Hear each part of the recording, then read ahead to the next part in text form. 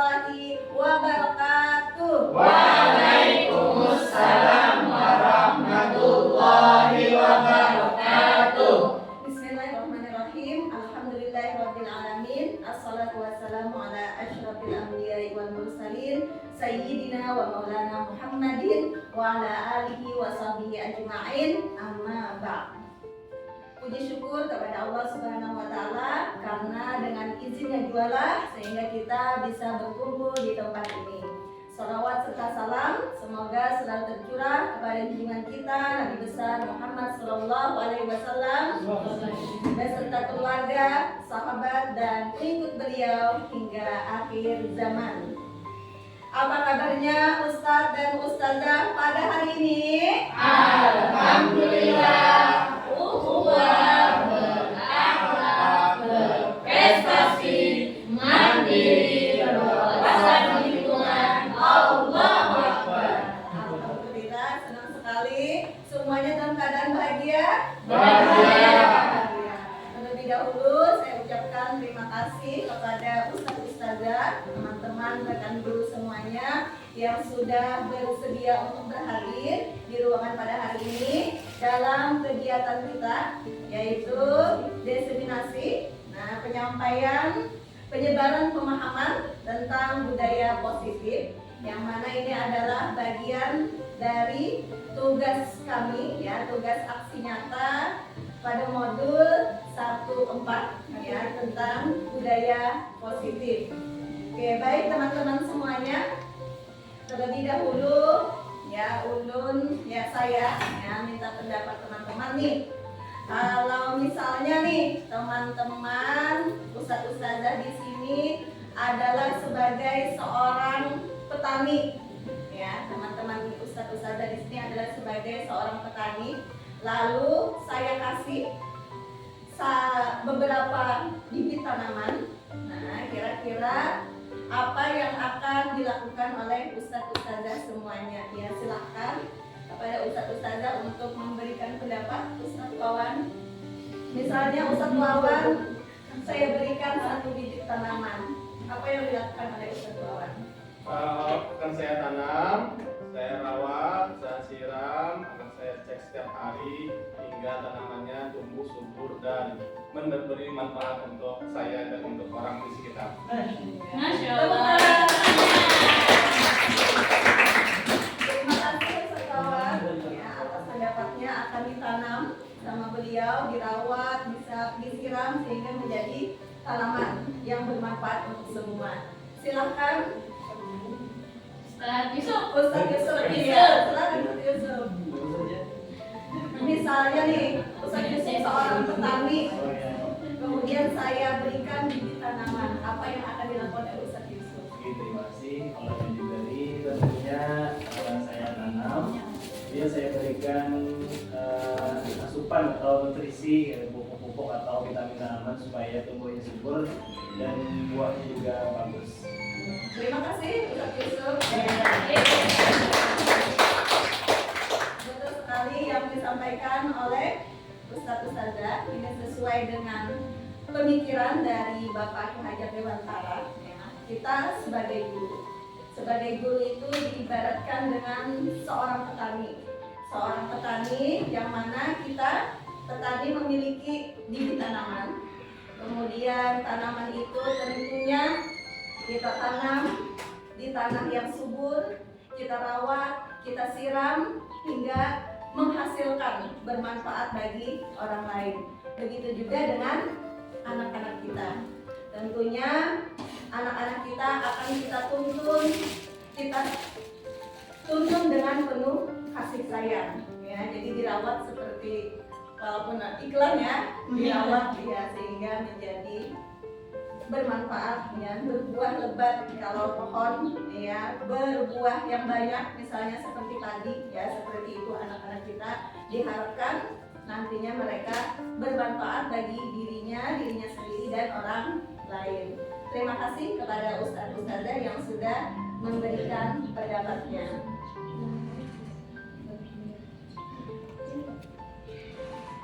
Kita lanjutkan ya. Di sini kegiatan kita, yaitu tadi penyampaian tentang budaya positif. Oke, budaya positif.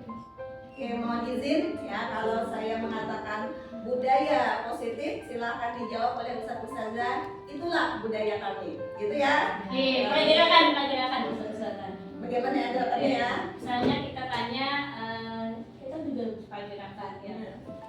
Budaya positif. Itulah budaya kami. Itulah budaya kami. Berarti itulah budaya kami. Berarti ya betul saja bilangnya itulah budaya kami. 1, 2, 3. Budaya positif. Itulah budaya kami. Oke, bantuan sekali lagi budaya positif. Itulah budaya kami. Ya, terima kasih Ustazah semuanya. Semangat. Oke. Tadi ya terkait dengan siswa kita yang sudah kita ibaratkan seperti tanaman tadi, dan tentunya tadi harus ditanam di tanah yang ya, yang subur, dikasih pupuk seperti itu. Begitu juga dengan lingkungan sekolah. Nah, lingkungan sekolah diharapkan anak-anak kita itu tentunya hidup belajar di lingkungan sekolah yang baik ya, tentunya dalam hal ini lingkungan yang positif, yang berbudaya positif, yang memiliki nilai-nilai kebajikan. Oke, lanjut ya teman-teman.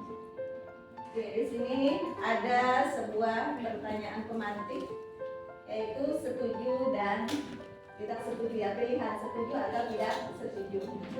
Yang pertama itu hukuman dapat mendisiplinkan anak. Kira-kira Ustazah Julaiha setuju atau tidak setuju? Setuju atau tidak? Tidak setuju. Tidak setuju. Ya, terima kasih Ustazah Julaiha. Kalau saja Arnis bagaimana? No. Ya, terima kasih. Selanjutnya yang kedua, pemberian hukuman dengan hal positif seperti membaca atau membersihkan halaman sekolah dapat meningkatkan disiplin anak. Ustazah Fatma setuju? Setuju atau tidak? Setuju.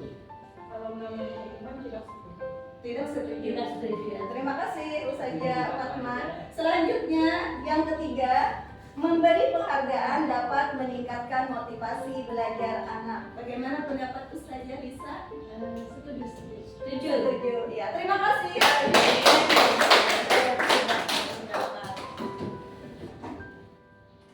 Nah, dalam topik budaya positif itu ada tentang disiplin positif dan nilai-nilai kebajikan universal, kemudian teori motivasi hukuman dan penghargaan restitusi, kemudian ada lagi tentang keyakinan kelas, selanjutnya kebutuhan dasar manusia dan dunia berkualitas, selanjutnya restitusi, ada 5 posisi kontrol, dalam hal ini 5 posisi kontrol guru, dan yang terakhir materinya itu tentang segitiga restitusi.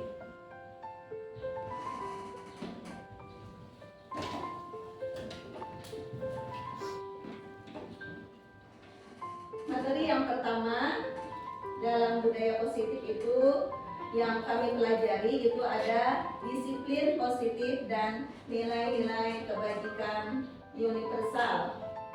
Ustazah semuanya dalam menciptakan lingkungan yang baik ya, lingkungan yang baik di sekolah, maka kita perlu yang namanya apa kira-kira? Perlu cara bagaimana menciptakan lingkungan kita menjadi baik. Dalam hal ini kita perlu istilahnya itu strategi agar sekolah kita memiliki lingkungan yang positif. Dalam hal ini ya itu ada yang namanya disiplin ya, kata disiplin. Menurut Ustazah ya, kalau ada kata disiplin itu apa yang terlintas di pikiran Ustazah? Dari Ustadz Nunciki. Silakan. Ustadz Nunciki, Ustadz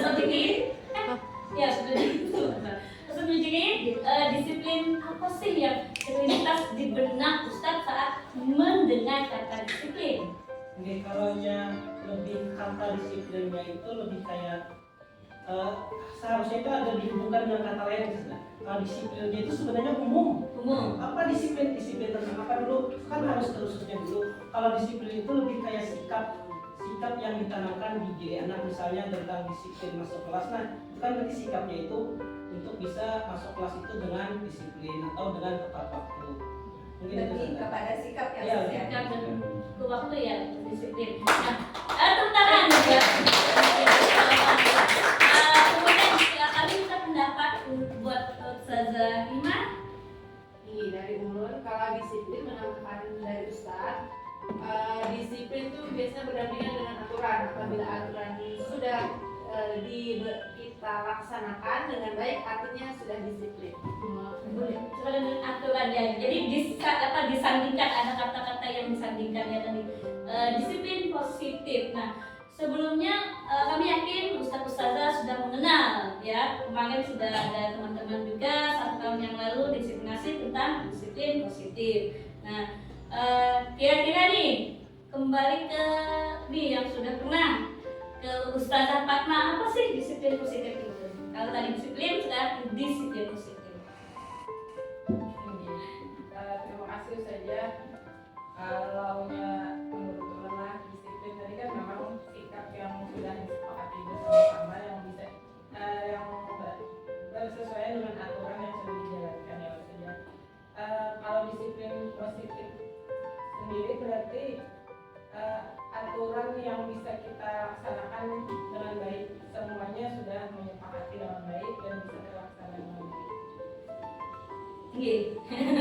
Masya Allah, kasih tepuk tangan buat Fatma. Disiplin adalah aturan yang sudah disepakati, yang sudah ada norma-norma ya, yang disiplin positif itu. Jadi memang sudah disepakati dan memang tujuannya untuk kebaikan.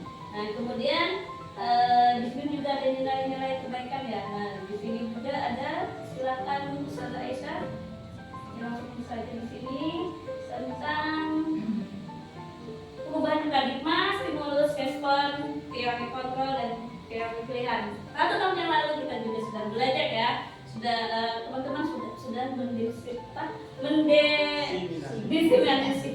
Ya, kemudian stimulus responnya kita mencoba mengubah orang agar berpandangan sama dengan kita. Kira-kira bisa atau tidak? Bisa. Kita mengubah pandangan orang, bisa apa tidak? Tidak. Kemudian perilaku buruk dilihat sebagai suatu kesalahan. Tidak. Orang lain bisa mengontrol saya. Tidak.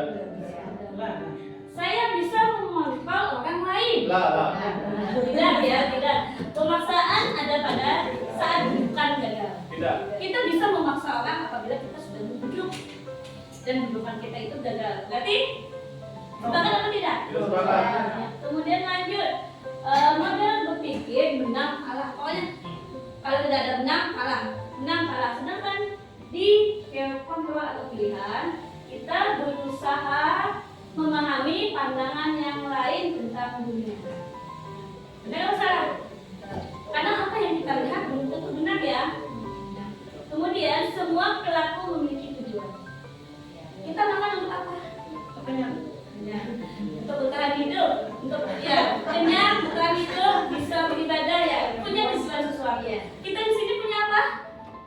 Punya tujuan. Semua perilaku memiliki tujuan. Kemudian hanya Anda yang bisa mengontrol diri Anda.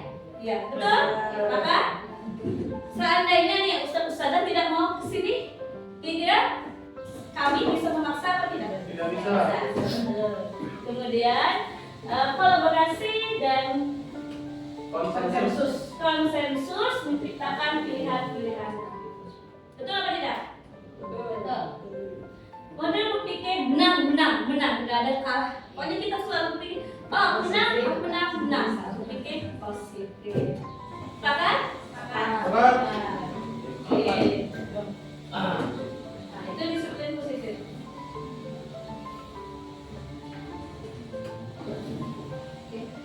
Terima kasih. Budaya positif. Iya.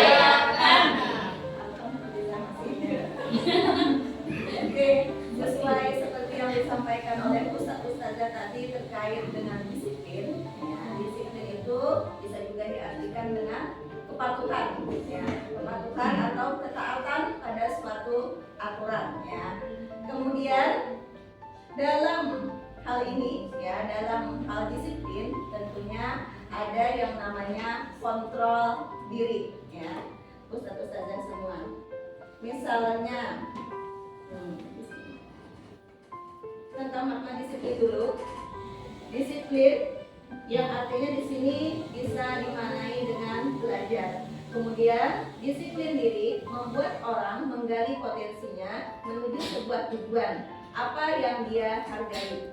Namun dalam budaya kita, makna kata disiplin telah berubah menjadi sesuatu yang dilakukan seseorang pada orang lain untuk mendapatkan kepatuhan. Kecenderungan umum adalah menghubungkan kata disiplin dengan ketidaknyamanan, bukan dengan apa yang kita hargai atau pencapaian suatu tujuan dunia. Nah, jadi kadang lebih diartikan kepada ketidaknyamanan. Misalnya saja kita menaati aturan memakai helm, ya. Kalau taat aturan memakai helm waktu naik sepeda motor di jalan raya, misalnya, apakah itu dapat dikatakan orang yang patuh itu sebagai orang yang disiplin? Bisa tidak kira-kira? Bisa. Kira-kira kenapa orang itu memakai helm? Pasti ada yang memotivasinya. Kira-kira kenapa ya? Kalau Ustadz Wawan? Takut pada polisi. Ada tujuannya tadi ya. Iya, betul. Takut kepada polisi. Kemudian kalau saja bisa, kalau pakai helm? Supaya kepanasan. Oke, kalau Ustazah Lili? Supaya selamat. Ya, jadi masing-masing ya punya motivasi tersendiri untuk menaati sebuah aturan tadi, diantaranya aturan berlalu lintas memakai helm. Lanjut ya teman-teman.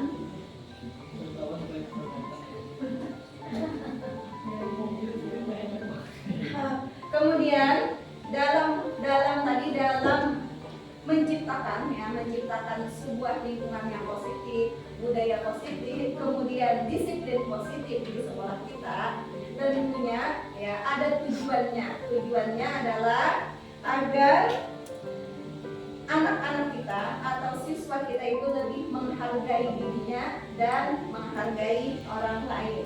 Dalam hal ini ada beberapa nilai kebajikan ya, yang merupakan di sini tujuan mulia yang akan dicapai oleh siswa-siswa kita nantinya. Nilai-nilai tersebut bersifat menyeluruh atau universal dari lintas bahasa, suku bangsa, agama maupun latar belakang. Dengan mengaitkan nilai-nilai kebajikan yang diyakini seseorang, maka motivasi intrinsiknya akan terbangun sehingga menggerakkan motivasi dari dalam untuk dapat mencapai tujuan mulia yang diinginkan. Ya, kalau tadi memakai helm kita supaya tidak ditangkap polisi. Nah, berarti kira-kira motivasi kita masih belum motivasi dari dalam ya, tapi motivasi dari Pak Polisi, motivasi dari luar. Jadi diharapkan, yang sangat diharapkan itu adalah motivasi ya, ketaatan atau kepatuhan siswa tadi adalah untuk mencapai nilai-nilai kebajikan universal yang diantaranya kalau di sini adalah profil belajar Pancasila.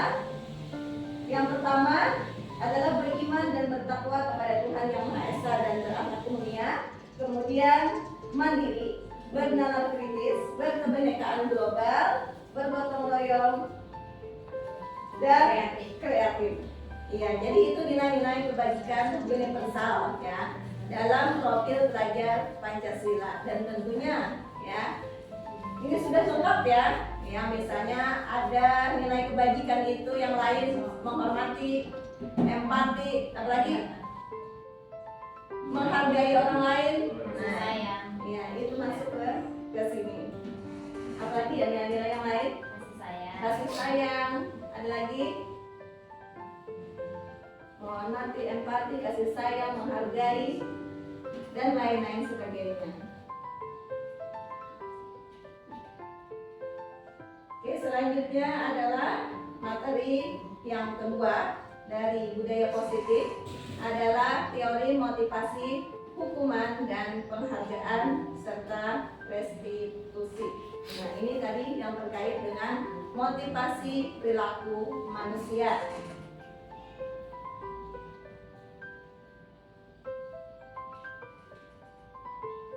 Oke, saya mau bertanya nih kepada teman-teman ustazah yang ada di sini.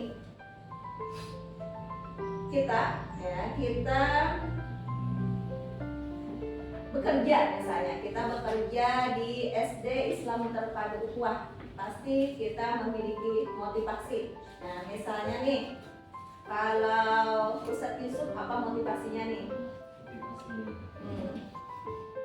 Karena pertama motivasinya pastinya ingin menjadi yang lebih baik lagi karena masih banyak yang kurangnya, tentunya yang ilmu tentang pedagogik atau mendidik anak.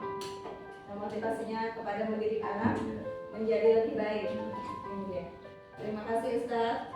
Oke, budaya positif Itulah budaya kami. Oke, jadi tujuan dari motivasi itu ada 3. Tentu kita sebagai manusia punya tujuan. Tujuan itu ada yang X sama internal. Jadi untuk X itu terbagi 2. Nah, contoh tadi kata Yusuf, tujuannya ingin memperbaiki diri. Itu masya Allah, itu tujuan eksternal apa internal? Internal. Oke, tujuan internal. Dan kami yakin untuk ustazah di sini, insya Allah sudah bisa membedakan mana tujuan yang eksternal dan internal. Jadi, misalkan nih, di kelas kita kan lebih kebanyakan kita kasih bintang, kita kasih janji-janji dapat nanti kalau perilakunya seperti ini kita akan dapat hadiah ini. Kira-kira itu motivasi apa yang didapat anak yang dari anak?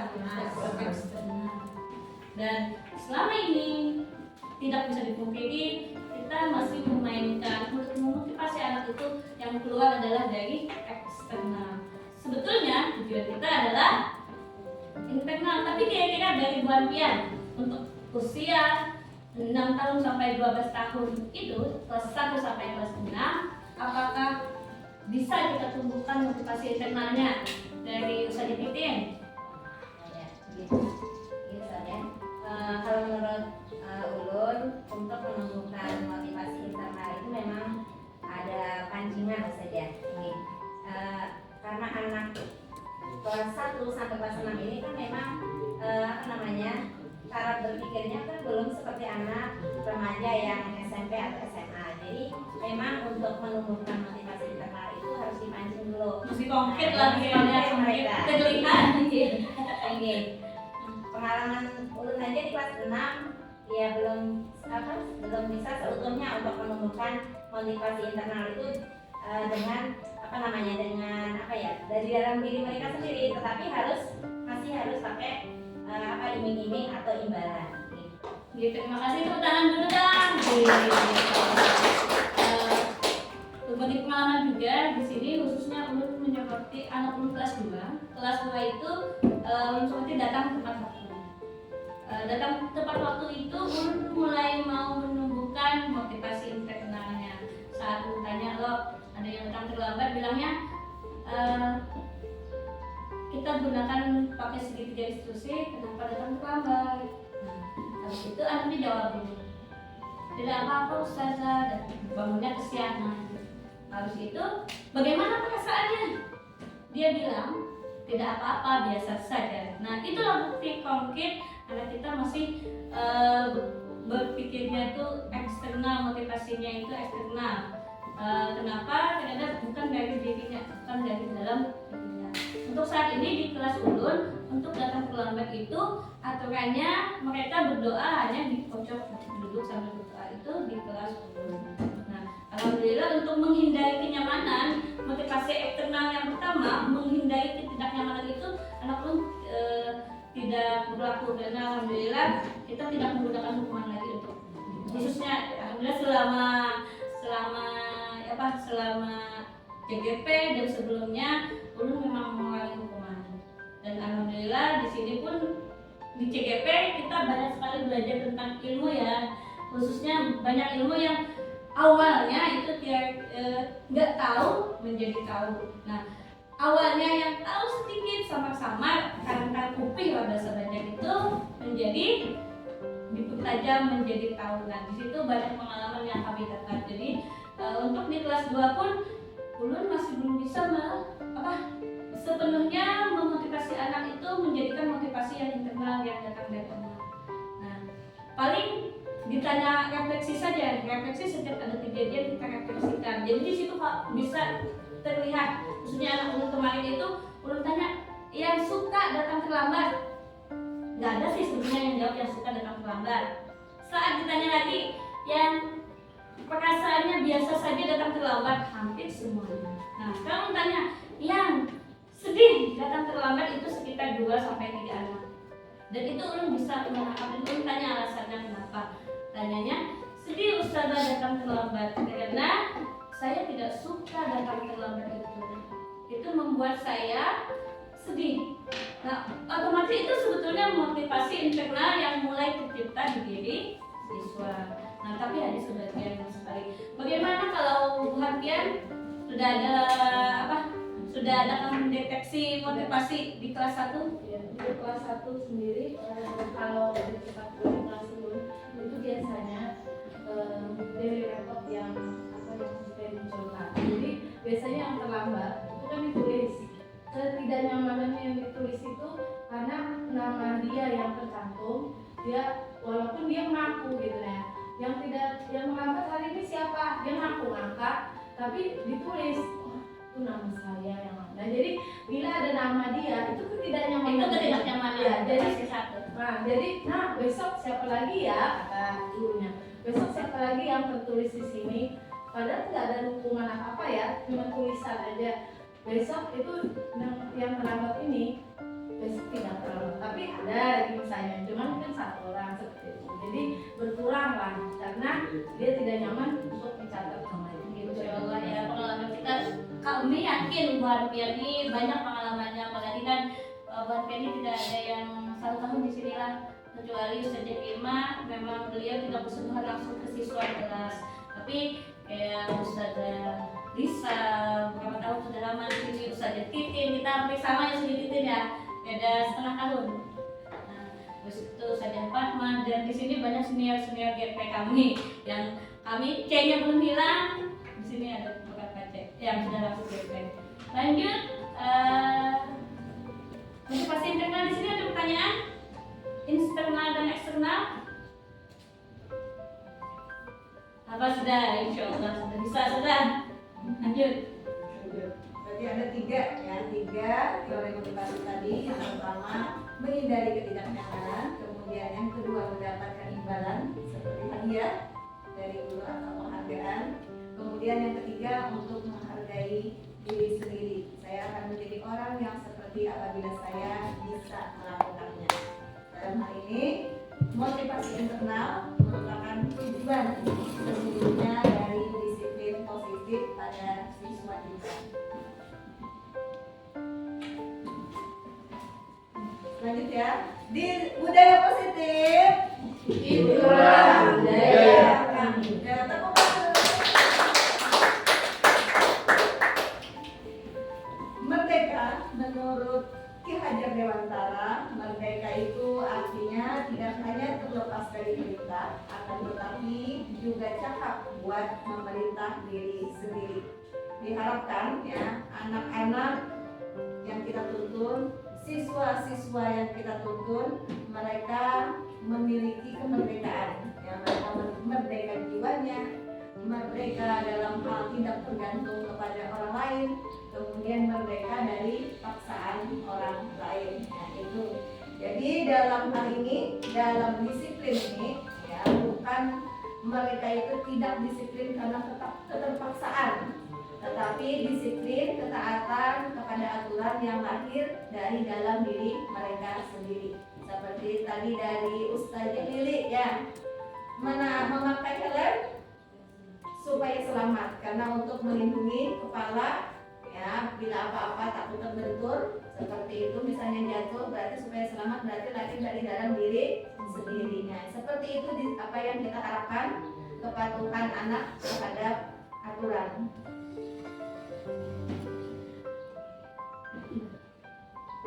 Oke, selanjutnya ini tadi motivasi terkait dengan motivasi eksternal, karena tadi memakai helm karena takut ditangkap polisi, ya ditangkap sama Pak Polisi ya. Hanya saja dalam hal ini ya, itu pengaruh jangka pendek ya, seperti itu. Jadi misalnya kalau tidak ada razia, tidak ada polisi, berarti boleh dong. Iya, tidak pakai helm, ya, apalagi tidak ke jalan raya, tidak apa-apa, jalan mahantas.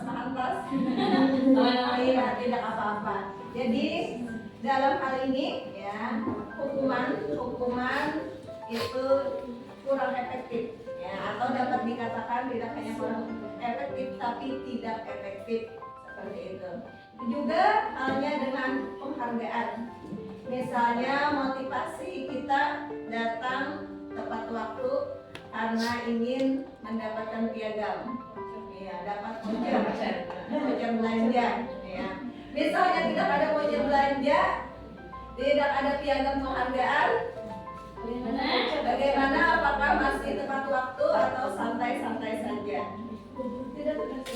Kalau datang tepat waktu berarti tanpa ada piagam, tanpa ada voucher, berarti kita sudah datang tepat waktu, berarti motivasi sudah dari ya sebelumnya kita ini. Ya, dalam hal ini berarti hukuman, ketidaknyamanan dan penghargaan itu motivasinya tidak efektif ya, untuk kita terapkan kepada siswa-siswa kita. Walau yang mungkin sesekali ada hadiah ya, tapi janganlah menjadi penghukum ya, karena membuat mereka tidak nyaman. Oke, didukung oleh penghargaan. Jadi penghargaan itu padahal menurunkan kualitas, karena tujuan kita adalah penghargaan, padahal kualitas kita tuh itu pokoknya capnya penghargaan menurunkan kualitas, penghargaan mematikan kreativitas, dan penghargaan mengurangi motivasi individu. Jadi penghargaan itu mengurangi motivasi yang dari dalam diri kita. Lanjut, bentuk program kebajikan apresiasi. Nah, dalam memberikan apresiasi pengakuan perlu diingat beberapa hal. Beri dukungan secara khusus, beri pengakuan secara pribadi, beri pengakuan kepada semua murid bergantian, beri pengakuan secara konsisten, fokus pada proses. Jadi untuk siswa itu, kami yakin ustazah pasti nih di kelas itu selalu menceritakan, misalnya ada anak yang selesai menulis tulisannya rapi, ustazah saya sudah selesai. Apa yang kita lakukan? Kita beri penghargaan, beri pengakuan begitu. Ya. Nah itu masya Allah. Nah itu sesuatu yang walaupun dengan kata-kata, walaupun dengan jempol saja itu bisa menyenangkan siswa kita. Konsisten ya, bila memang setiap anak sekecil apapun, misalnya dia habis makan dia nyapu, merapikan segi barangnya, itu kita bisa dengan ucapan langsung, atau nanti saat kumpul sama teman-temannya kita beri apresiasi. Biasanya ya kalau ulun biasanya saat pujian langsung ke anaknya itu tidak sampai, ulun bisa saat mengumpulkan teman-teman yang lain duduk, misalnya saat kita mau doa. Jadi ulun hari ini masya Allah Ustazah senang sekali anaknya Kapit hari ini Ustazah lihat membuang sampah pada tempatnya. Walaupun dengan kata-kata yang biasa dari kita, tapi bagi anak itu sungguh luar biasa ya. Kita pun sebagai guru ulun yakin saat kita misalnya kepala sekolah memuji tadi, apalagi Ustaz Sakban kan ya, Ustaz Sakban kan saat dipantau Ustaz musik, beliau posisi anak-anak siswanya duduk rapi, sepatu tersusun rapi. Sedangkan saat beliau Ustaz Musi lihat kelompok lain itu di masjid sepatunya masih ada yang belum tersusun rapi. Jadi masya Allah ya sahabat tadi. Lanjut, contoh pengakuan apresiasi, misalnya pembukaan. Kemarin saya perhatikan nilai kebajikannya kasar, empati itu besar sekali situasinya pada saat menolong murid baru di kelas kita. Nah, misalkan ada kasus murid baru itu biasanya apa sih sikapnya? Malu-malu juga awal ya, kadang hanya sebagian berapa persen yang langsung, wah memang ada lah murid baru yang kita langsung hari pertama langsung mau berabdi kelas ada. Ada juga yang murid baru itu masih malu. Nah, jadi misalkan ada teman yang lain murid baru ini malu-malu atau belum tahu di mana menang tempat foto minum atau apanya, jadi ada temannya yang menolong, maka seperti tadi pembukanya kemarin saya perhatikan nih ucapan gurunya yang rasa empatimu besar sekali telah menolong teman, telah memberitahu murid baru misalkan dan naruh botol minumnya. Lanjut, tindakan guru. Kita pause dulu. Mencatat 100 kali di dalam buku kalimat, saya tidak akan terlambat lagi karena terlambat sekolah. Jadi siswa mencatat 100 kali karena dia datang terlambat, itu hukuman apa konsekuensi? Hukuman. Betul? Betul? Betul. Lagi mengelilingi lapangan basket 2 kali karena terlambat hadir ke sekolah, hukuman apa konsekuensi? Hukuman. Murid diminta untuk push up 15 kali karena tidak menggunakan masker ke sekolah, hukuman apa konsekuensi? Kemudian untuk Ustadz Jahri menggantikan kertas tugas teman yang telah dicoret-coret, hukuman apa konsekuensi? Konsekuensi. Kita tampung dulu. Kemudian membersihkan tumpahan air di meja tulis karena tersenggol pada saat belajar. Sudah Lili? Konsekuensi. Murid disuruh untuk mengenakan sepatu seharian di sekolah karena tidak mengenakan sepatu hitam. Jadi hukuman. Lagi mengelilingi lapangan basket 2 kali karena terlambat 10 menit untuk pelajaran video call saja Anis. Hukuman. Oke, kita buktikan.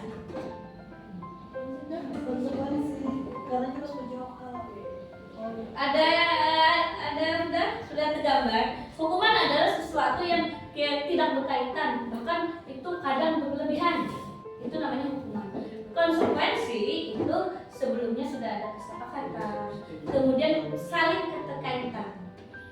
Misalkan tadi kenapa lagi mengelilingi lapangan basket 2 kali karena terlambat 10 menit untuk pelajaran video call itu konsekuensi karena itu saat pelajaran video call dan mereka di lapangan, jadi itu namanya konsekuensi. Sedangkan datang terlambat ke kelas lagi mengelilingi lapangan tidak ada keterkaitan atau tidak?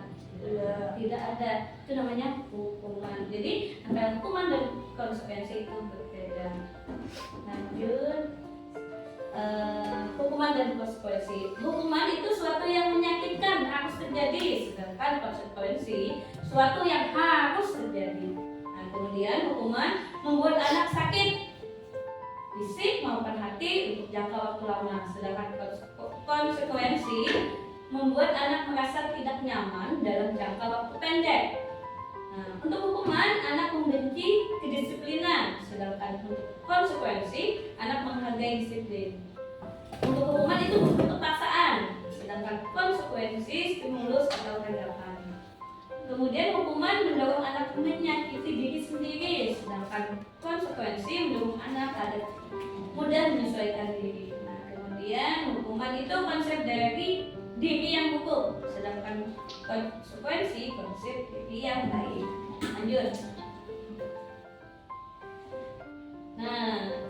Nah sekarang hukuman, konsekuensi, dan ada yang paling bagus yaitu restitusi. Restitusi itu apa sih? Sudah kita bahas 1 tahun yang lalu. Masih ingat? Restitusi itu segitiga ya, segitiga. Ada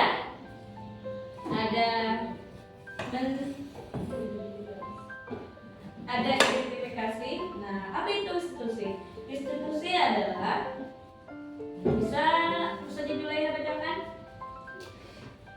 Restitusi adalah proses menciptakan kondisi bagi murid untuk memperbaiki kesalahan mereka sehingga mereka bisa kembali pada kelompok mereka dengan karakter yang lebih kuat. Restitusi juga merupakan proses kolaboratif yang mengajarkan murid untuk mencari solusi untuk masalah mereka dan membantu murid berpikir tentang orang seperti apa yang mereka ingin menjadi atau tujuan mulia dan bagaimana mereka harus memperlakukan orang lain. Ya. Terima kasih Ustazah Julaiha. Tepuk tangan dulu.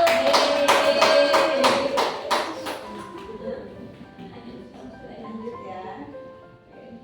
9 ciri-ciri restitusi. Yang pertama, silakan Ustazah Rasida, apa cirinya?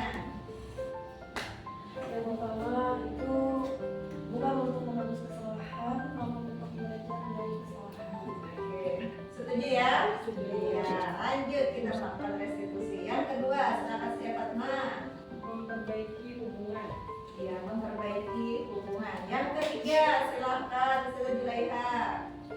Tawaran bukan paksaan. Mantap. Lanjut. Yang keempat, Ustazah Arnis. Restitusi menuntut untuk melihat ke dalam diri. Oke, terima kasih. Terima kasih Rima. Restitusi mencari kebutuhan dasar yang mendasari tindakan. Yang keenam, silakan Cik Didi. Yang ketujuh, silakan saja. Restitusi fokus pada karakter bukan tindakan. Ya, terima kasih Ustazah. Yang kedelapan, restitusi fokus pada solusi. Jadi bagaimana nantinya anak itu bisa menemukan solusi tersendiri ya dari permasalahan yang mereka hadapi. Misalnya nih, terlambat datang ke sekolah misalnya, sebabnya karena apa? Pengalamannya, Ustazah saja. Anak terlambat datang ke sekolah karena bangun kesiangan. Dalam restitusi berarti kita ajak anak untuk berdiskusi, berbicara kira-kira bagaimana caranya nantinya agar dia tidak datang terlambat lagi ke sekolah. Apa penyebab bangunnya kesiangan? Misalnya karena main HP misalnya di malam hari. Nah, terus bagaimana kira-kira solusinya agar dia besoknya tidak bangun kesiangan lagi? Selanjutnya yang ke-9, restitusi mengembalikan murid yang berbuat salah pada kelompoknya. Jadi dia kembali ke kelompoknya nantinya dengan perubahan yang lebih baik. Oke, selanjutnya materi yang ketiga. Ya. Budaya positif. Itulah budaya kami. Oke, cakep, Masya Allah. Sudah 43 menit. Ya, kita lanjut dengan keyakinan kelas. Keyakinan kelas, semua sudah punya keyakinan di kelasnya? Sudah? Masya Allah. Bagaimana cara membuat keyakinan kelas semakin? Disepakati. Apakah melibatkan siswa? Semuanya? Ya. Jadi mengapa tidak peraturan saja? Mengapa harus keyakinan kelas?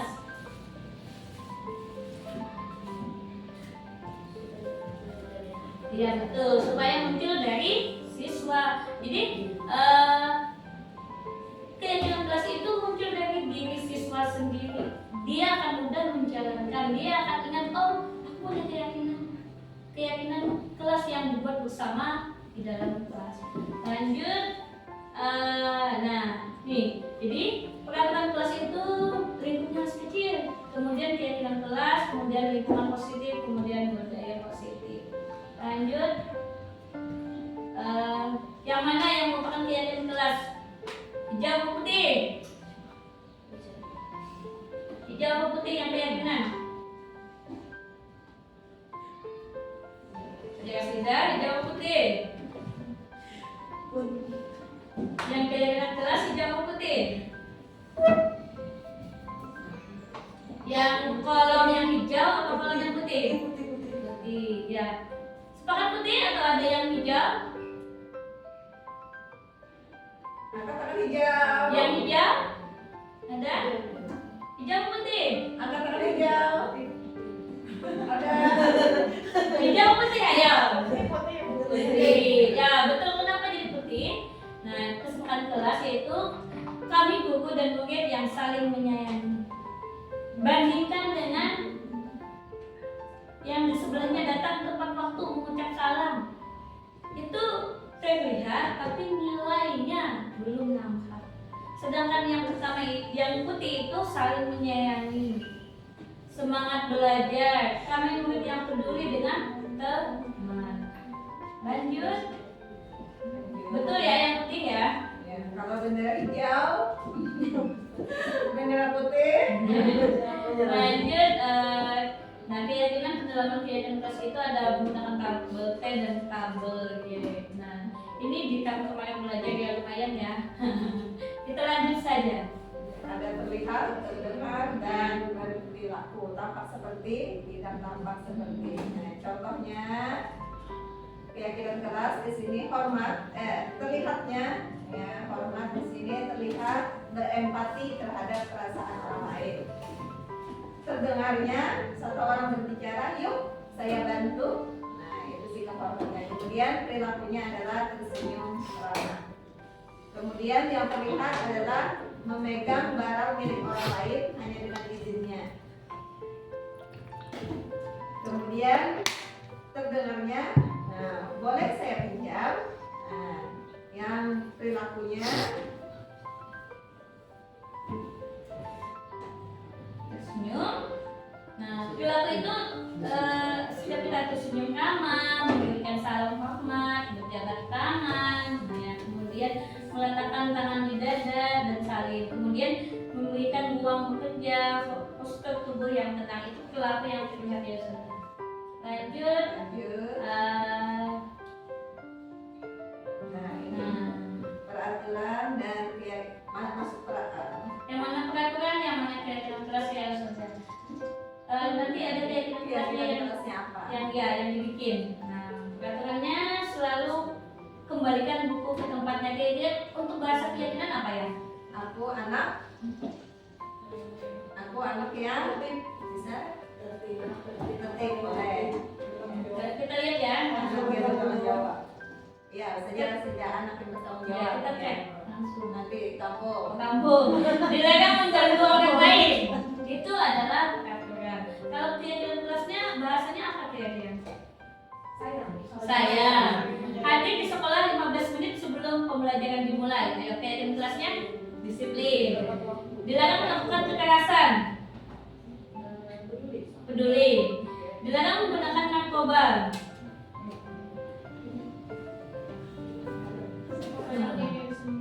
Menghargai diri sendiri. Bergantian atau menunggu giliran. Antri. Gunakan masker. Kenyamanan. Jangan berlari di kelas atau koridor. Lanjut. Kita lihat bahasanya. Tanggung jawab. Jadi menghormati orang lain, menghormati dan berkomitmen, keselamatan, menghormati orang lain, kesehatan. Jadi keyakinan kelasnya itu sikap yang dari dalam siswa ya, dari dalam siswa langsung ya. Nanti kita Iya, yang berlari keselamatan, keamanan. Lanjut. Nah, ke materi 4. Budaya positif. itulah budaya kami. Iya, bagaimana perasaannya? Bagaimana perasaannya saat ini? Alhamdulillah. Bahagia. Bahagia. Oke, sebelum kita lanjut, kita icebreaker dulu ya. Siap ya? Icebreaker dulu sambil di tempat duduk masing-masing. Oke, semuanya tepuk 1, 2. Ada yang ngantuk? Ada yang pusing? Ada yang pusing? Oke. Sebelum kita lanjut, peregangan sebentar, tetap di tempat duduk masing-masing. Kita ikuti gerakannya ya. Oke. Ada anunya?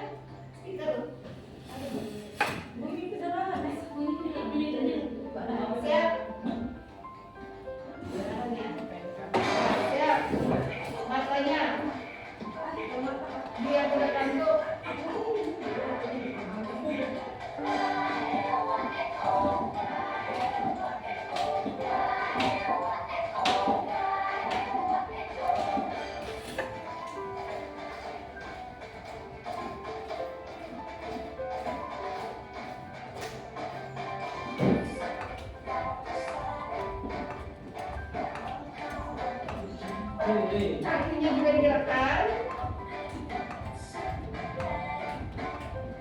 Dengan senyum. Jangan lupa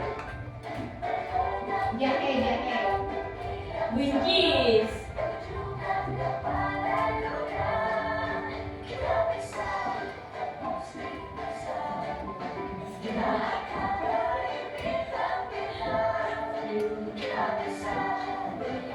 Sudah mulai enakan? Ada yang masih ngantuk?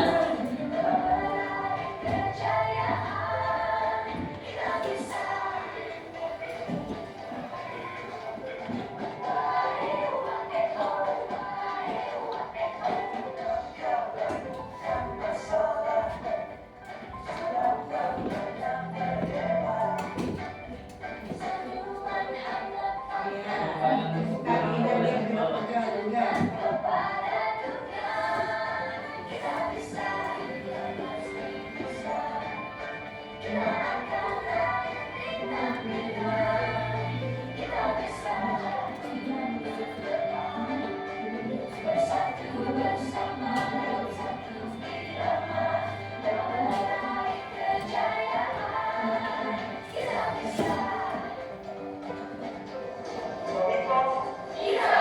Oke. Oke, tepuk tangan lagi, sekali lagi buat kita semua. Kita lanjut ya. Materi keempat, kebutuhan dasar manusia dan dunia berkualitas. Kebutuhan dasar manusia. Ustadz Zahri. Di sini ada 4, terlihat ya Ustadz ya? 5. Terlihat ya? Iya. Kira-kira Ustadz Zahri menikah ya dengan istri Ustadz, apa kebutuhan apa kira-kira? Apa ya kebutuhan yang ingin dipenuhi? Kasih sayang dan rasa diterima. Tepuk tangan. Semuanya. Istri pertama apa kedua? Apa yang kedua? Oke, bisa. Selanjutnya, Ustazah Lisa. Ustazah Lisa. Kira-kira Ustazah Lisa sehari berapa kali makan? Bisa 2 kali. 2 kali. Bisa 3. Bisa nyemil tapi nyemil. Kira-kira kebutuhan dasar apa yang dipenuhi dari makan? Bertahan hidup. Bertahan hidup. Betul teman-teman ya? Betul. Bertahan hidup 3 kali sehari, jadi 5 kali itu kesenangan. Bisa ya. Bertahan hidup dan kesenangan. Kalau kosong perutnya lembung. Ustazah Rasida, suka jalan-jalan ke mall? Suka. Semua anak-anak saya. Kira-kira kenapa nih, kebutuhan apa yang ingin dipenuhi dari jalan-jalan ke mall? Kesenangan.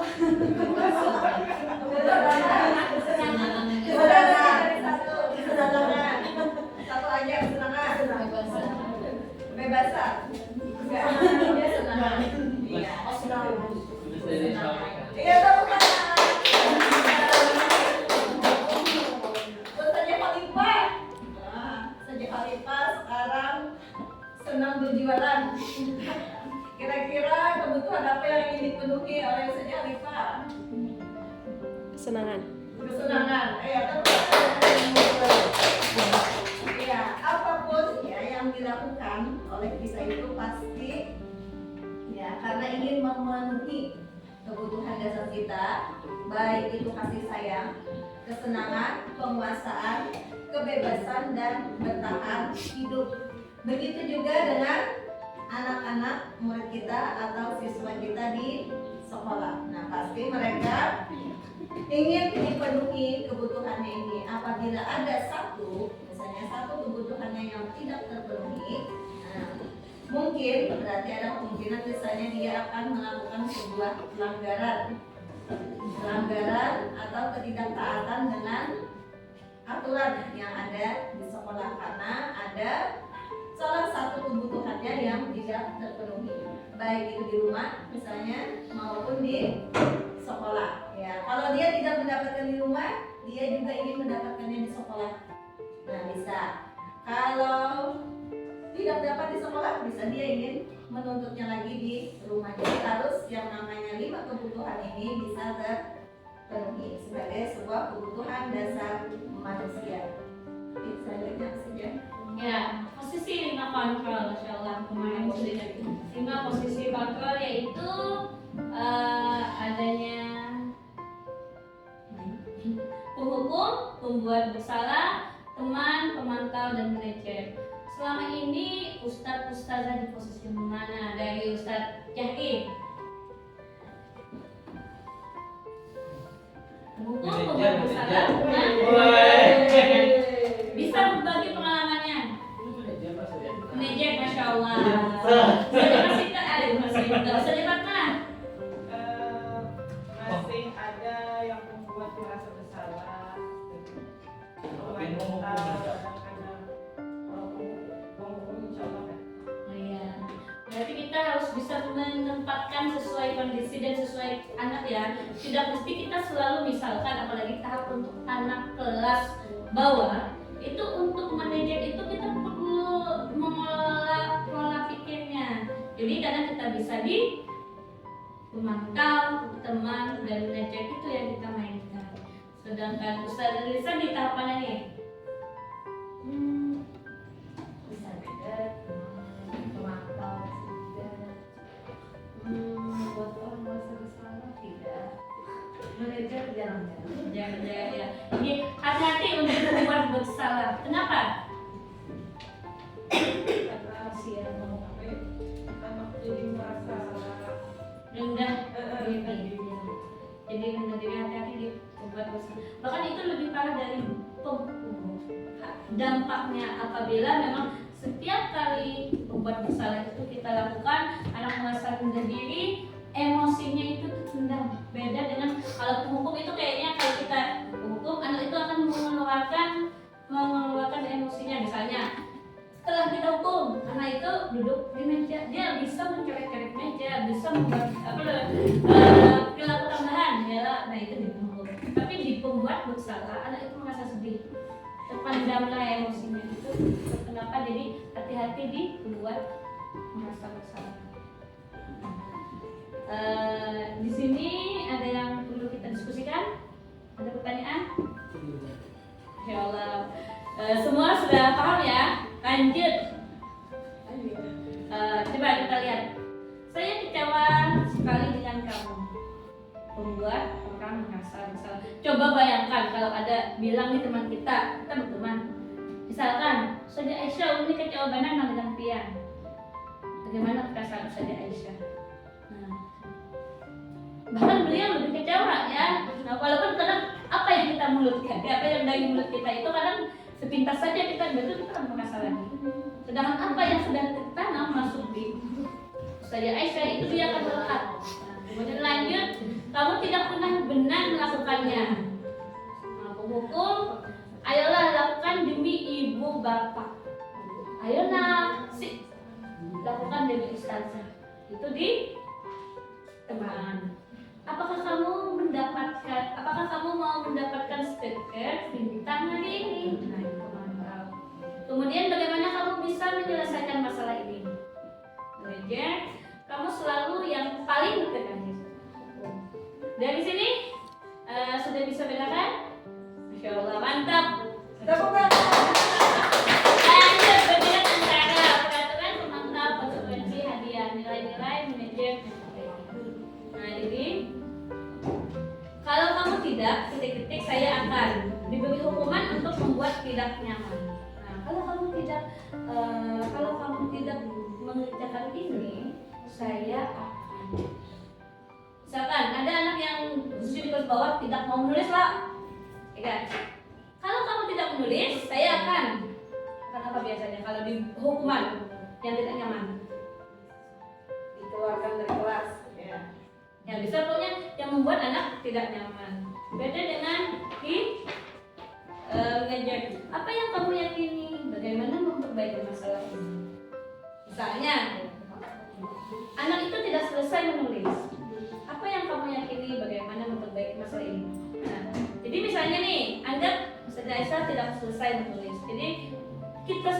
menanyakan bagaimana keyakinan kamu, bagaimana memperbaiki masalah ini. Jadi dari Ustazah Aisyah sendiri solusinya. Jadi anak akan menjawab, saya akan melanjutkan tulisan ini Bu saat istirahat.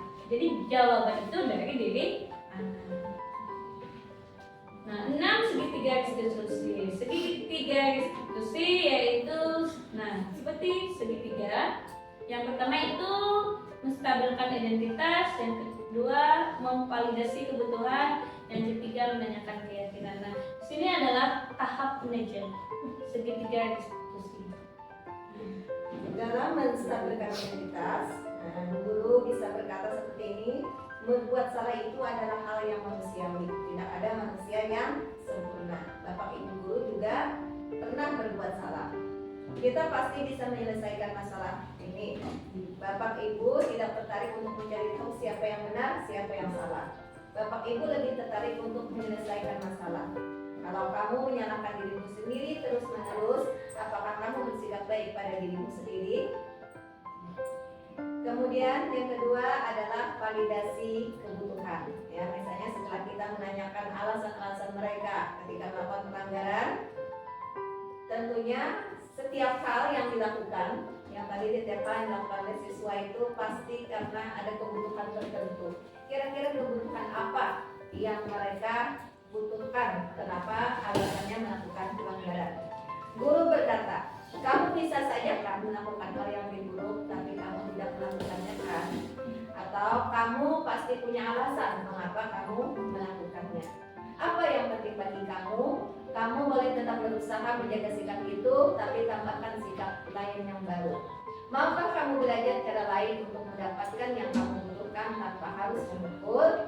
Kemudian, apakah kamu bisa melakukannya dengan lebih baik besok lagi? Ini namanya kita mencari alasan kepada siswa sebenarnya apa yang mereka butuhkan, alasan mereka melakukan sesuatu. Terakhir adalah menanyakan keyakinan. Apa nilai yang kita percaya di kelas sekolah kita? Nilai-nilai universal apa yang telah kita sepakati? Kelas yang ideal itu seperti apa sih? Kamu ingin jadi anak seperti apa? Nah, nanti akan saya tayangkan ini contoh dari menerapkan segitiga restitusi kepada siswa yang melakukan pelanggaran disiplin masuk tepat waktu. Ini ada videonya. Nah, ini contohnya, silahkan ditonton teman-teman ya. Penerapan segitiga restitusi sebagai salah satu cara untuk menanamkan disiplin positif pada siswa. Tadi ada 3 caranya tadi: menstabilkan identitas, validasi tindakan yang salah, dan keyakinan keras. Anak yang tadinya melakukan kesalahan menjadi anak tidak merasa gagal. Berdasarkan prinsip bahwa setiap perilaku itu untuk memenuhi kebutuhannya, dan kita menghubungkan dengan norma-norma yang ada. Contohnya, siswa kelas 2 yang bernama Paris itu datang terlambat ke sekolah. Dia terlambat datang karena bangun kesiangan akibat dari tidur larut malam. Penyebabnya karena dia asik bermain HP pada malam hari. Ibu guru pun memanggil Paris dan menanyakan alasan Paris datang terlambat. Paris pun menceritakan penyebab keterlambatannya. Ibu guru pun mengatakan bahwa pernah juga main HP, tapi tidak terlambat ke sekolah. Nah, ibu guru pun menanyakan kepada Paris tentang keyakinan kelas yang dilanggar.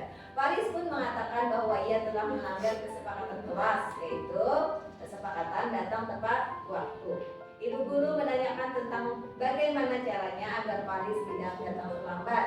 Paris mengatakan bahwa ia tidak main HP lalu malam lagi dan tidur lebih cepat agar tidak bangun kesiangan. Paris meminta maaf kepada ibu guru dan berjanji untuk tidak mengulanginya lagi. Jadi dalam segitiga restitusi ini, siswa menemukan solusi dari dirinya sendiri. Ya.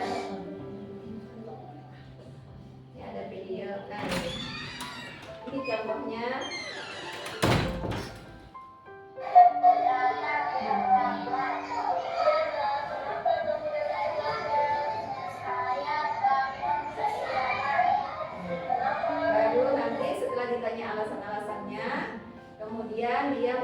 menemukan solusi sendiri dari permasalahan yang dihadapinya. Ya, dengan cara tidur lebih cepat tadi. Seperti itu dalam penerapan segitiga restitusi. Budaya positif. Itulah budaya kami. Ya, demikianlah ya penyampaian kami, diseminasi kami terkait tentang materi budaya positif yang modul 1.4 yang sudah kami dapatkan. Yang sudah kami dapatkan selama kurang lebih 2 minggu ya, dengan banyak materi. Alhamdulillah di sini kami bisa berbagi dengan kepada semuanya. Semoga dari berbagi kami ini bisa mendapatkan pencegahan ya dari untuk ustadz semuanya. Jadi ilmu yang kami dapat tidak hanya stop di kami, tapi juga kami investasi ke ustadz-ustazah. Jadi terima kasih atas kerjasamanya, atas kehadiran waktunya. Kita tutup dengan membaca hamdalah. Alhamdulillahirabbil alamin dan doa majelis. Subhanallahumma wa bihamdika asyhadu an la ilaha illa anta astaghfiruka wa atubu ilaik. Kami banyak mohon maaf atas segala kekurangan. Terima kasih atas bantuan teman-teman ustadz-ustazah pada hari ini. Kami tutup dengan Assalamualaikum